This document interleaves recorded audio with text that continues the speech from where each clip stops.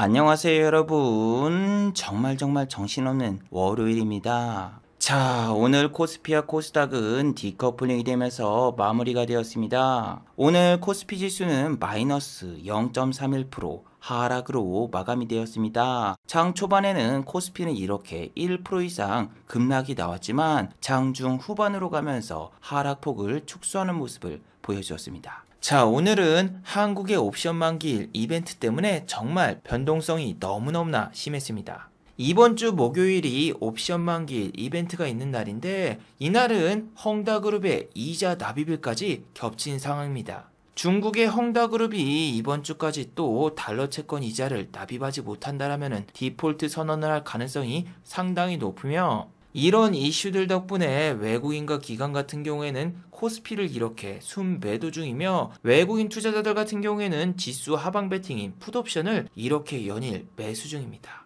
자, 이런 상황에서 내일 한국 증시는 과연 어떤 모습을 보여줄까요? 또 한 번 외국인과 기관의 양 매도가 나오면서 한국 증시는 하락하는 모습을 보여줄까요? 오늘 이 시간에 한번 알아보도록 하죠.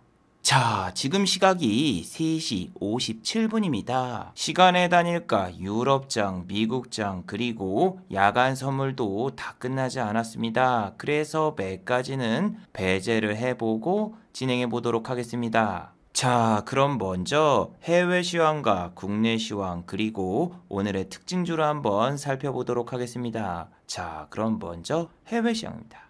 자, 오늘은 월요일이라서 아직 다우와 나스닥 그리고 유럽 증시가 개장하지 않았습니다. 그래서 아시아 증시를 먼저 살펴보시면은 자, 오늘은 일본과 중국이 완전히 디커플링이 된 모습을 보실 수 있습니다. 일본의 니케이는 마이너스 0.35% 하락으로 마감된 반면에 상하이 종합지수 같은 경우에는 플러스 0.20% 상승으로 마감이 되었어요. 자, 그런데 중국 같은 경우에는 어제 수출 무역 지수를 공개하였습니다. 중국의 10월 수출 무역 지수 같은 경우에는 3,002억 2천만 달러로 저번 달보다 27%가 증가를 했습니다. 시장 전망치가 24.5%였기 때문에 상당히 좋은 모습을 보였죠.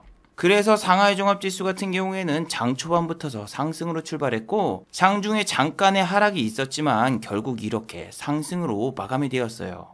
자, 한국 같은 경우에도 상하이 종합지수가 11시 반에 개장되면서 이렇게 지수의 하락폭을 축소하는 모습을 보여주었으나 다시 이렇게 또 하락을 하더니 11시 반부터서 이렇게 다시 상승세가 거세지는 모습을 보여주었습니다. 이건 중국 증시가 상승이 나와서 한국 증시가 하락폭을 축소한 게 아니라 이번 주 목요일 같은 경우에는 옵션 만기일이 있기 때문에 이번 주 한국 증시는 독립적으로 생각을 하시면 됩니다. 상하이 종합지수가 상승이 나오던 혹은 미국 증시가 급등이 나오던 신경 쓰지 마시고 한국은 한국대로 그냥 흘러간다라고 생각하시면 돼요.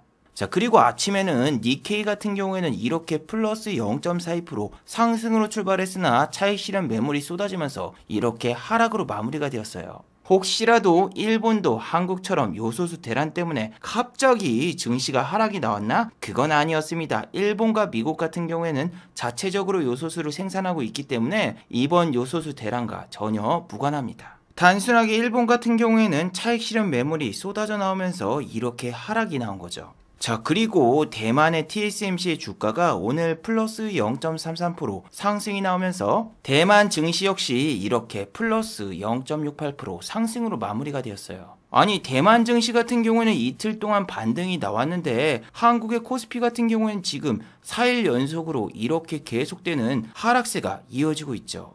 그렇다는 이야기는 지난번에는 대만이 내려서 한국 증시가 내렸다 이렇게 이야기를 한 전문가들이 많았는데 그렇다면 오늘은 니케이라던가 홍콩 항생지수를 따라간 걸까요? 홍콩 항생지수가 지금 저렇게 하락하고 있는 가장 큰 이유는 바로 헝다그룹 문제 때문이죠. 이번 주 목요일입니다. 지난번과 똑같이 헝다그룹에서는 달러 채권 이자를 11일까지 납입을 해야 됩니다. 이번에 납입해야 되는 대금은 약 977억 원인데 이번에는 달러 채권 이자를 납입하지 못할 거라는 의견도 있어서 이렇게 헝다그룹의 주가는 3일 연속 하락 중입니다. 오늘도 역시 신저가를 갱신하며 마이너스 0.87% 하락으로 마감이 되었죠. 물론 이번 주에 달러 채권 이자를 납입하기 위해서 헝다그룹의 자사주라던가 혹은 자회사의 주식을 계속 매각하고 있습니다. 자, 이번에도 여러분 과연 헝다그룹이 달러 채권 이자를 납입할 수 있을까요? 외국인과 기관 같은 경우에는 일단 오늘도 풋옵션을 매수했습니다. 하지만 콜옵션도 오늘은 같이 매수를 했죠. 자, 지난주 영상에서도 여러분들께 말씀을 드렸지만 외국인 투자자는 연일 풋옵션을 풀 매수를 하고 있다라고 말씀을 드렸죠. 여기서 풋옵션은 지수 하방 베팅에다가 베팅을 하는 것이고 콜옵션은 지수 상방 베팅에다가 베팅을 하는 겁니다. 자, 저 같은 경우에는 외국인 투자자가 하루도 빠짐없이 이렇게 풋 옵션을 대량으로 매수하는 걸 보고 11월 3일이었습니다. 3일 전에 한국의 코스피 지수가 장중에 이렇게 1.20% 상승이 나왔을 때 지난 영상에서 보여드렸다시피 이렇게 공매도를 쳤습니다. 그런 다음에 그 다음날부터서 이렇게 지수가 쑥 무너지면서 오늘도 장중에 이렇게 급락이 나왔었는데, 자, 저는 강심장으로 아직도 공매도 친 종목을 상한을 안 했습니다. 제가 상한을 안 한 이유는 외국인 투자자가 풋옵션을 아직도 사고 있으며, 또한 만약에 헝다그룹이 디폴트가 될 경우에는 우리 증시가 옵션 만기일과 겹치면서 크게 밀릴 수가 있기 때문에 저 같은 경우에는 한 3일 정도 더 지켜보려고 합니다. 근데 여러분들이 3일 전에 이렇게 공매도를 치신 분들이 알겠지만 어떤 종목을 공매도를 쳤어도 3일 전에 공매도를 쳤으면 기본 수익률이 10%가 넘어가요. 그 당시엔 여러분 아침에 코스피 코스닥이 1% 이상 상승이 나왔고 장중에 좋은 뉴스도 나온 종목이 너무 많았습니다. 자, 신풍제약 같은 경우에는 피라맥스가 코다리19 바이러스 억제 효과에 탁월한 효과가 있다, 이런 찌라시 하나를 뿌리면서 장중에 몇 프로까지 상승했습니까? 11.42% 상승하면서 상방 VA 걸렸습니다. 상방 VA 찍자마자 바로 이렇게 쫙 빠져버리면서 결국에는 플러스 0.59%로 마감이 되었는데, 지금 보세요. 이렇게 찌라시 떴을 때 공매도 친 세력들이라던가 개인 투자자분들은 단 3일 만에 플러스 20% 이상의 수익을 올렸습니다. SK바이오사이언스 3일 전 기사잖아요. SK바이오사이언스의 백신 후보 물질이 임상 1상과 2상에서 탁월한 효능을 보였다라는 뉴스, 신풍제약과 비슷한 뉴스를 뿌려놓고 주가를 몇 프로 올렸습니까? 예, 이렇게 플러스 2%까지 올렸으나 종가는 마이너스로 마감이 됐고 오늘 마이너스 14%가 빠졌습니다. 3일 전에는 미국의 나스닥이 이렇게 1% 이상 상승으로 마감되었고 미국 반도체 필라델피아 반도체 지수 막 3% 이상 폭등하고 지난주 금요일에도 1% 이상 올랐는데, 우리 증시가 하락 전환되면서 이렇게 급락이 나올 거라고 생각하신 분들은 거의 없었겠죠. 저는 외국인 투자자가 풋옵션을 진짜 인간적으로 너무 많이 매수를 해가지고 반대쪽 포지션을 탔지만, 여러분들이 이제 증시 바닥이다, 이제 이 바닥은 없어, 지금이 매수기회다 이렇게 생각하고 들어가신 분들은 진짜 너무 큰 타격을 받을 수밖에 없죠. HLB 생명과학이라던가 HLB 같은 경우에도 보시면은 오늘 이렇게 마이너스 10% 이상 하락이 나왔으며, 요렇게 막 여러분들 15,000원에서 14,000원을 깨버리니까 막 공포에 질리다가 잠깐 이렇게 15,000원 위로 올려주면서 15,000원을 지지해준 걸 보면은 여기가 찐 바닥이구나 이렇게 생각하면서 매수하신 분들이 태반입니다. 왜냐하면 수급도 보시면 개인 투자자분들이 그런 부분에서 대량 매수가 들어오잖아요.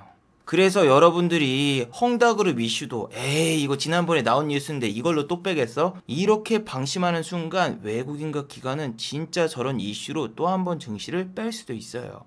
자, 그리고 여러분 달러가 다시 1183원을 돌파하면서 이렇게 또 상승이 나왔는데, 자, 지금 여러분 달러가 이렇게 상승이 나오고 있는 이유가 뭘까요? 외국인 투자자들이 코스피를 수급 매도하면서 그 영향으로 환율이 상승이 나고 있어요. 자, 여러분들 제가 지난주 토요일 영상에서 여러분들께 설명을 해드렸지만 미국의 다우와 나스닥은 지금 한 달 중에서 5거래일을 제외하고 계속 상승만 나왔습니다. 이렇게 미칠 듯한 상승이 나왔는데 이건 누가 봐도 비정상적인 상승입니다. 여러분 미국 주식을 할 때는 환차익을 꼭 생각을 해두셔야 됩니다. 미국 주식이 저렇게 막 고점을 형성하고 있는데 저기서 갑자기 들어가서 떡락이 나온다? 그럼 여러분들은 이중 손실입니다. 주식으로도 손실을 보고 환율이 만약에 더 떨어질 경우에는 환차익 때문에 손실이 더 커질 수가 있습니다. 그런데 여러분들이 주식 커뮤니티에 가면 막 흔들려. 미국 주식이 여러분 답이네요. 국내 주식을 처분하고 한 달간 미국 주식을 했는데 벌써 수익률이 이만큼이나 났습니다. 이런 식의 인증글을 보고 지금이라도 막 미국 주식을 들어갈까 이렇게 생각을 하는데, 여러분들 이런 데 들어가서 지수가 더 오르고 종목이 더 올라도 여러분들은 국내 증시에서 손실본 손실금을 메꾸기 위해서 분명히 수익권인데도 안 챙기고 가만히 놔둘 가능성이 상당히 높습니다. 그리고 미국 주식은 250만 원까지만 비과세로 인정이 되기 때문에 세금을 생각을 해요. 갑자기 지수와 종목이 초고점인데도 거기서도 여러분들이 무슨 장기 투자를 해야 되겠다 이런 생각을 하면서 수익인데도 수익을 안 챙기고 결국 손실로 돌아서는 경우도 상당히 많죠.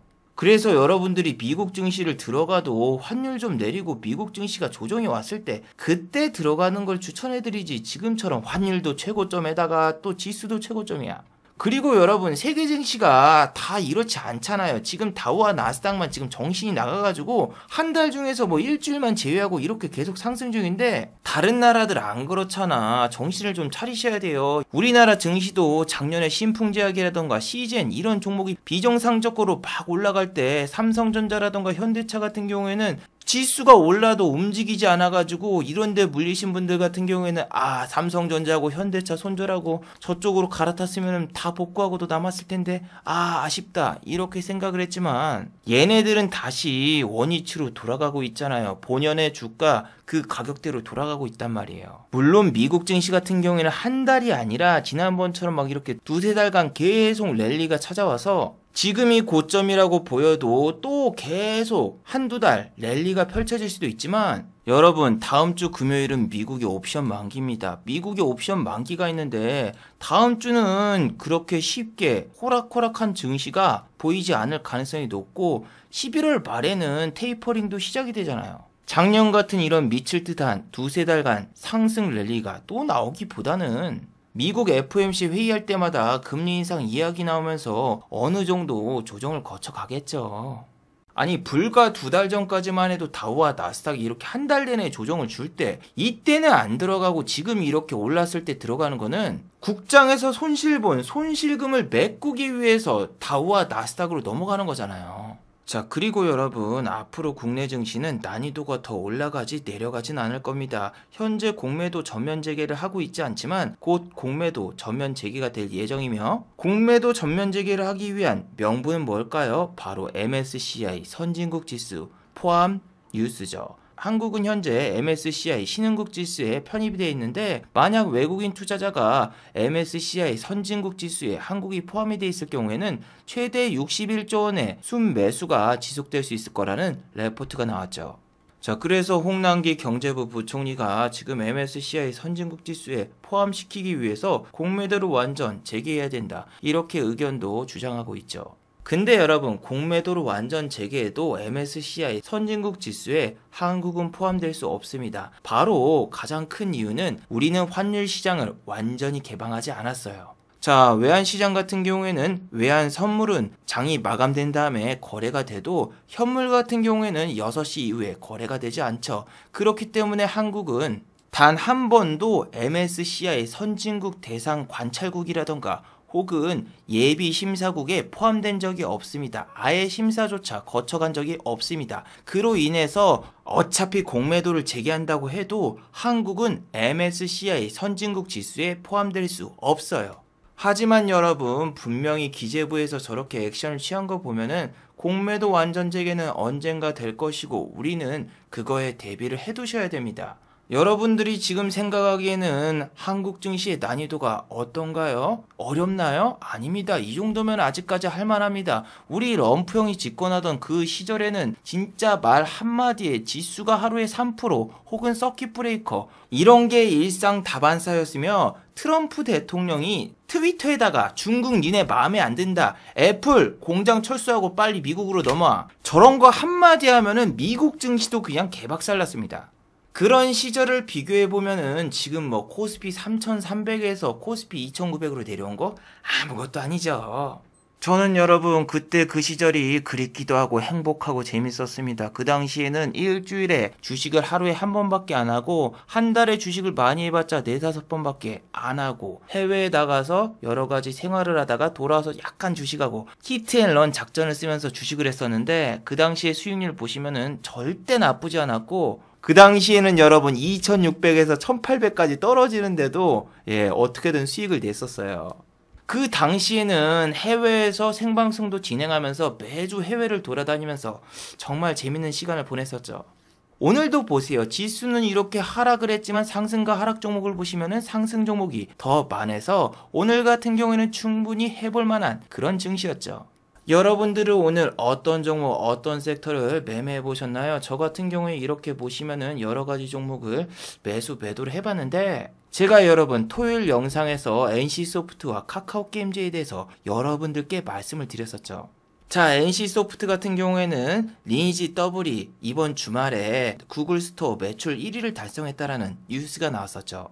근데 여러분, 저는 이거 말씀드렸잖아요. 출시된 지 지금 64시간밖에 안 됐어. 그리고 그 매출 순위 같은 경우에는 매주 일요일날 리셋이 되기 때문에 얘네가 매출 1위를 하는 거는 어떻게 보면 당연한 거다. 그런데 여러분, NC소프트는 저 뉴스 때문에 아침부터서 6.57% 상승으로 출발했습니다. 하지만 종가는 플러스 0.80% 상승으로 마무리가 되었죠. 자, 차트를 보시면 아침에 플러스 6.57%까지 상승이 나왔다가 그냥 바로 꼬그라졌습니다. 완전 워터파크 그 자체였죠. 반면 카카오게임즈 같은 경우에는 마이너스 6% 이상 하락이 나왔습니다.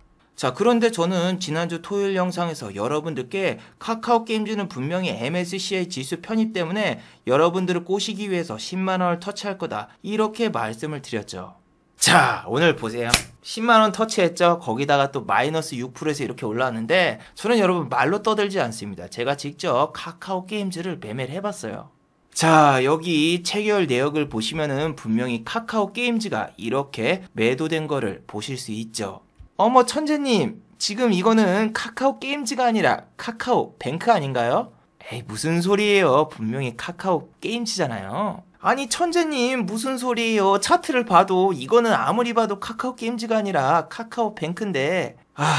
여러분, 여기에는 진짜 눈물 없이 볼 수 없는 슬픈 사연이 있습니다. 자, 어제 생방송을 통해서 여러분들께 제가 먼저 말씀을 드렸지만, 저희 아랫집에서는 베란다에 물이 샌다고 저한테 찾아왔습니다. 근데 저 같은 경우는 여러분, 베란다에 세탁기가 없어요. 아예 물을 쓰질 않기 때문에 물이 셀 리가 없거든요. 근데 아랫집 같은 경우에는 베란다를 확장 공사를 해놨기 때문에 물이 떨어지면은 정말 큰일이 나는 그런 상황이었어요. 그래서 올해 8월에 실리콘 공사를 해드렸습니다. 물론 제 돈으로 한 게 아니에요. 집주인 돈으로 한 거지. 60만원을 주고 이렇게 베란다와 안방 샤시에다가 실리콘을 발라가지고 실리콘 보수 공사를 다 끝냈고, 관리사무소에서도 몇 번 와가지고 점검을 했는데 아무 이상이 없었어요. 그런데 여러분, 오늘 아랫집에서 누수 전문가를 파견해서 보내겠대요, 아침에. 그래서 어떻게 됐다? 제가 그래서 여러분 아침에 어떻게 됐는지 똑같이 재현을 해드릴게요. 누구세요?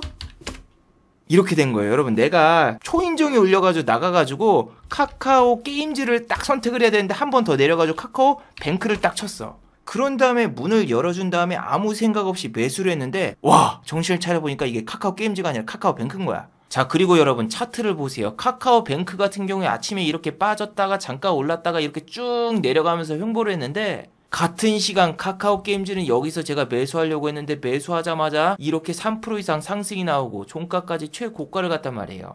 자, 그리고 여러분, 제가 집중할 수 없는 이유가 또 한 가지 있습니다. 오늘 아파트가 소방점검의 날이라서 아침부터서 무슨 민방위 공습경보가 계속 울리고 있었습니다. 3시간 동안.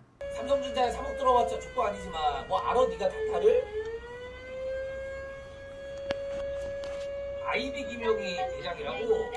아이비 김영 오늘 20몇 퍼드만 23퍼잖아. 이게 여러분 감동의 실화예요. 집중하면서 매매할 수 있나요? 절대 집중 못해. 그래도 여러분 정말 그나마 다행인 게, 제가 카카오뱅크를 그나마 잘못 매수를 해서 다행이지 카카오페이를 매수해서 봐. 얘 오늘 보세요. 마이너스 10.59%까지 빠졌어. 아침에 그냥 이 부근에서 샀다? 그냥 밑으로 하방부에 찍었습니다. 그리고 뒤늦게 카카오 게임즈도 잠깐 들어갔으나 그렇게 뭐 큰 수익은 올리지 못했어요. 저는 여러분 공매도 비중이 90%고 나머지 10%로만 주식을 하고 있기 때문에 이 헝다그룹 이슈 끝날 때까지는 아마 제가 공매도를 계속 끌고 갈 거기 때문에 지난번처럼 뭐 카카오 게임즈에 이렇게 큰 비중으로 베팅하지는 않을 것 같아요. 근데 여러분 이렇게 짤짤이를 쳐도 절대 무시할 수 없는 게 100만원 200만원 갖다가 이렇게 왔다 갔다 짤짤이를 쳐도 이게 모이면 하루에 10만원 20만원을 쌓이고 이런 게 여러분 일주일 지나잖아요. 그럼 수익금이 100만원이 넘어가요. 100만원. 그렇다고 저게 시장이 좋을 때 매매를 했나요? 여기서부터 여기까지 매매한 내역인데. 그래서 여러분들이 주식할 때 무슨 그렇게 투자금이 많이 필요하지도 않고 투자금이 커야지 돈을 많이 버는 것도 솔직히 아니고, 그리고 뭐 국내 주식에 답이 없다 막 이렇게 하지만 제가 예전 영상에서도 수없이 보여드렸지만 이렇게 하락장에서도 계속 빨간불은 나왔습니다. 비록 이게 전부 다 공매도라서 여러분들께 보여드릴 수는 없지만 어떻게든 여러분 증시에 살아남아가지고 버티다 보면은 좋은 날도 옵니다. 저는 솔직하게 말씀을 드리면은 우리 증시만 탓을 할 수 없는 게 본인들이 손실을 봤을 경우에는 우리 증시가 뭐 공매도 때문에 어쩌고 뭐 외인 기관이 팔아서 어쩌고 뭐 저쩌고 하는데, 그러면은 수익 날 때는 그럼 여기에서 자기가 여기에 수익 났어. 그럼 이때는 누구 때문에 수익이 난 거야? 내가 잘해서 수익이 난 거야? 아니지. 그때도 시장이 좋아서 수익이 난 거잖아요. 근데 시장이 안 좋아지니까 기관 탓, 외인 탓, 공매도 탓? 그런 분들은 솔직히 주식하면 안 되죠. 뭐 해외 주식 해봤자 결과가 그렇게 좋을 거라고 생각도 되지 않지만 지수 최고점에서 본인들이 풀베팅에 때린 거에 대해서는 아무런 반성이 없잖아요. 저 같은 경우는 여러분 6월달 보세요. 이거 6월달 영상이죠. 6월 9일. 저는 이제 하락장에 대비를 하겠다. 통장에 1억 넘게 있던 돈 다 인출하고 이제는 500만 원만 남겨두겠다. 저 당시에 6월달부터 투자금을 줄이고 저렇게 매매를 했어도 수익금이 400만 원이 넘었고, 한 달 반 지나니까 500만 원 갖다가 700만 원 이상 수익을 벌었고 결국에는 이게 1000만 원 이상 더 올라갔습니다.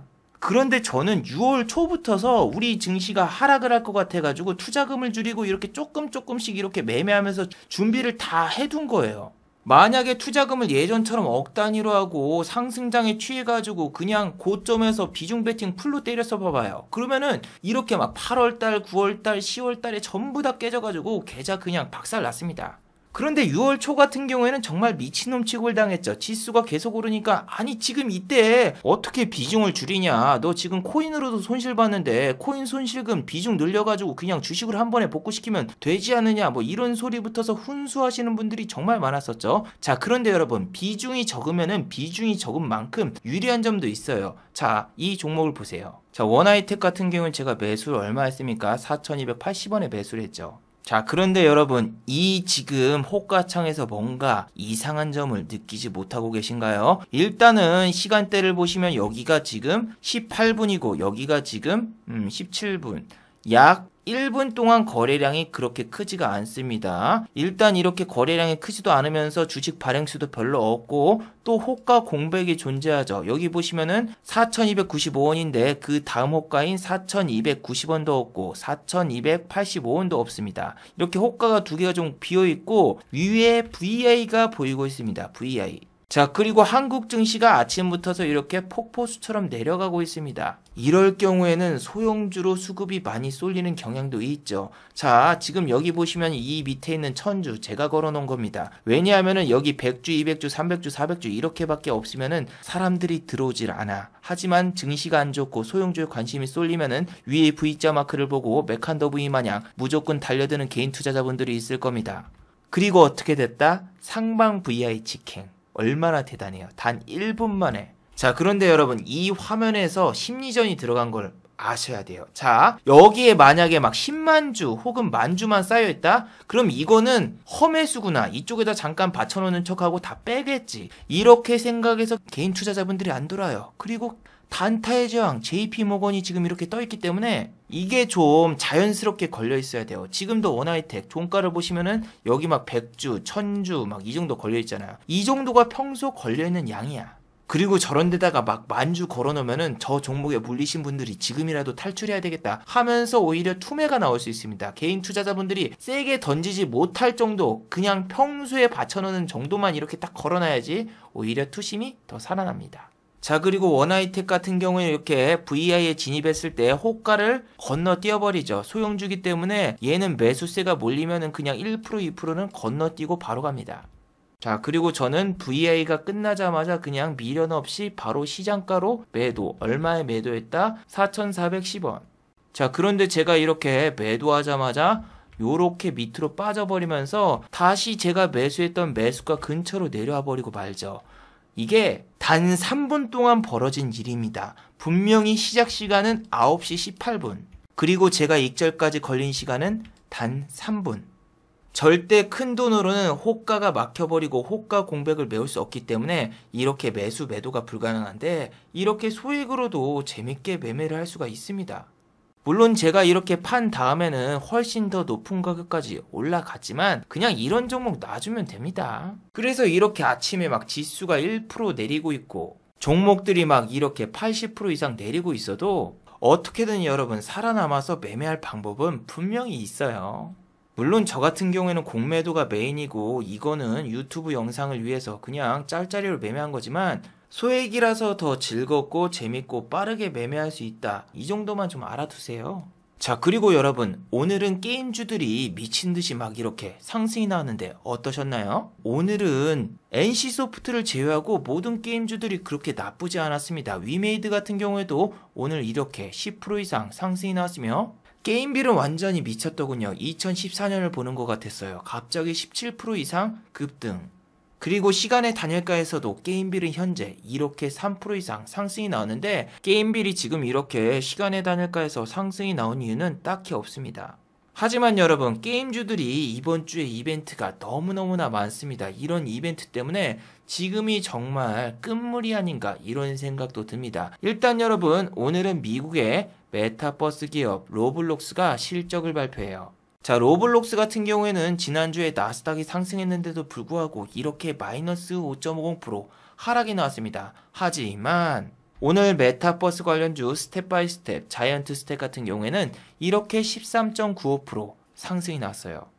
자, 그리고 선익 시스템, 메타버스 관련주죠. 이렇게 메타버스 관련주는 오늘같이 장이 안 좋은 날에도 상승으로 마무리가 되었습니다. 현재 미국의 로블록스의 주가는 시간의 단일가부터서 이렇게 1.45% 상승 중입니다.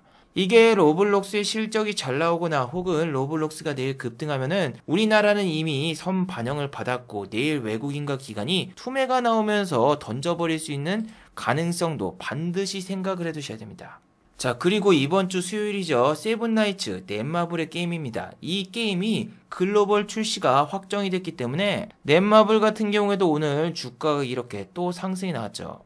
자, 그리고 11월 9일 내일입니다. 넥슨에서는 블루 아카이브가 출시가 돼요. 그래서 여러분들 블루 아카이브 관련주 넷게임즈는 지금 시간의 단일가를 보세요. 시간의 단일가에서 이렇게 5% 이상 상승이 나왔고 종가는 3.37%로 마감이 되었어요. 장중에도 이렇게 2.89% 상승이 나왔는데 아침에 여러분 마이너스 4.34%까지 빠졌다가 이만큼 올라온 거예요. 그만큼 오늘은 게임주가 너무 강했고 최근에 이렇게 강한 모습을 보여주는데 이렇게 계속 강한 모습을 보여주면은 여러분들은 어떤 생각이 드나요? 제 개인적인 생각만 말씀을 드리면은 분명히 로블록스의 실적이 나오고 넥슨 블루 아카이브 출시 뭐 이런 이벤트가 내일 있어서 내일 게임주가 또 오른다? 그러면은 분명히 수요일날 펄어비스라던가 게임빌 실적이 나오니까 요런 데다 종가 베팅을 하거나 장 초반부터 베팅을 해요. 그리고 기관과 외국인 세력들은 요런 종목을 빼버리는 그런 수법도 쓸 수가 있어요. 특히 게임주들 같은 경우에는 이번 옵션 만기일과 그다지 관련이 없고 코스닥 관련주가 대부분이기 때문에 코스피 지수에도 영향을 주지 않죠. 그리고 너무 급격하게 끌어올리는 경향이 지금은 게임주에 너무 많아요. 카카오 게임즈라던가 이런 종목도 보시면은 오늘 장중에 6%까지 뺐다가 다시 올렸고 또 지난주에도 갑자기 이렇게 10%까지 올렸다가 종가가 2% 고점 대비해서 8%를 뺐는데 그 8%를 뺀 거를 다시 그 다음날 다 올렸고 우리는 빠지면 이렇게 올라가니까 니네들 내려올 때마다 저가 매수를 해라 뭐 이런 식의 유도미사일 같은 모습을 보여주고 있죠. 특히 카카오 게임즈 같은 경우에는 연기금의 대량 매수가 정말 눈에 보이고 있죠. 아니 저는 그런데 여러분 연기금액에서 지난번 SK 바이오사이언스에 스멜이 납니다. 자, SK 바이오사이언스를 갑자기 이렇게 7월 초부터서 8월까지 매수를 했던 연기금은 SK 바이오사이언스가 MSCI 지수에 편입이 될 가능성이 높다는 걸 알고 일부러 7월 달부터서 매집을 계속 꾸준히 해왔고 MSCI 지수 결과가 발표되기 직전에 이렇게 던져버립니다. 그래서 연기금이 지난번처럼 또 MSCI 지수 발표 전에 발을 뺄 것인가 아니면 추가적으로 더 매수를 할 것인가를 잘 지켜봐야 되는데 저는 이번 주에 게임주에 끝물이 나오지 않을까 이런 생각 때문에 게임주는 솔직히 매수를 못 하겠어요. 위메이드도 그렇고 뭐 게임빌도 그렇고 둘 중 한 놈만 그냥 쳐 박으면은 모든 게임주가 같이 따라갈 것 같은 그런 느낌이 드네요. 자, 그리고 여러분, 윤석열 씨 테마주는 지난주와 똑같죠. 정책주 같은 경우에는 상승이 나왔고 인맥주 같은 경우에는 시작부터서 이렇게 급락이 나왔어요. 자, 윤석열 씨 같은 경우에는 이재명 씨와 리얼미터 조사에서 훨씬 더 높은 수치로 윤석열 씨의 지지율이 높다고 나왔지만 제가 여러분 매번 말씀드리죠. 월요일과 화요일날 발표되는 설문조사에서는 무조건 윤석열 씨가 앞서고 수요일과 금요일날 발표되는 설문조사에서는 무조건 이재명 씨가 앞섭니다. 그렇기 때문에 저 설문조사는 그렇게 큰 의미는 두지 마세요. 그리고 여러분, 대선이 다가오면 다가올수록 인맥주보다는 정책주 쪽으로 수급이 쏠리기 때문에 인맥주는 되도록이면은 건드리지 마시길 바랍니다. 자, 마지막으로 한번 정리해 보도록 하겠습니다. 1번 화이자 경구역 치료제 소식 때문에 제약과 바이오주가 급락이 나왔습니다. 오늘은 지난번과 똑같이 마크샤의 경구용 치료제 소식처럼 화이자에서도 경구용 치료제 소식이 나왔었죠. 이 소식 때문에 한국의 제약과 바이오주가 모두 급락이 나왔습니다. 앞으로 화이자와 머크샤의 경구용 치료제 임상 결과가 나올 때마다 한국의 제약과 바이오주 종목들은 추가적인 하락이 예상되니까 꼭 주의하시길 바랍니다. 자, 두 번째, 게임주들은 이번 주 이벤트에 주목해 보도록 하죠. 게임주들은 이번 주 이벤트 때문인진 몰라도 대놓고 외국인과 기관이 매수를 하고 주가를 상승시키고 있죠. 이벤트가 끝난 뒤에 외국인과 기관이 던지기보다는 지금처럼 급락이 나와도 외국인과 기관이 매수한다라는 걸 여러분이 인지했을 때, 그리고 여러분들이 들어갔을 때 오히려 외국인과 기관이 매도가 나올 수 있으니까 게임주는 정말 웬만해서는 방망이를 짧게 잡고 매수를 하시고 너무 위험하게 매매하지 마시길 바랍니다. 자, 유튜브 광고도 끝까지 시청해주시면 정말로 고맙겠고, 좋아요와 구독하기도 많이 눌러주시면 정말로 고맙겠습니다. 아, 그리고 또 어제 생방송 전에 저를 후원해주신 정말 고마운 분들이 계셨네요. 네, 제 유튜브 영상 밑에 있는 투네이션 후원하기 버튼을 눌러주시면 저를 후원해주실 수 있는데, 한걸음뒤에님 10,000원 후원 정말 감사드립니다. 자, 다들 수고하셨고 즐거운 평일 되시기 바랍니다. 다들 수고하셨습니다.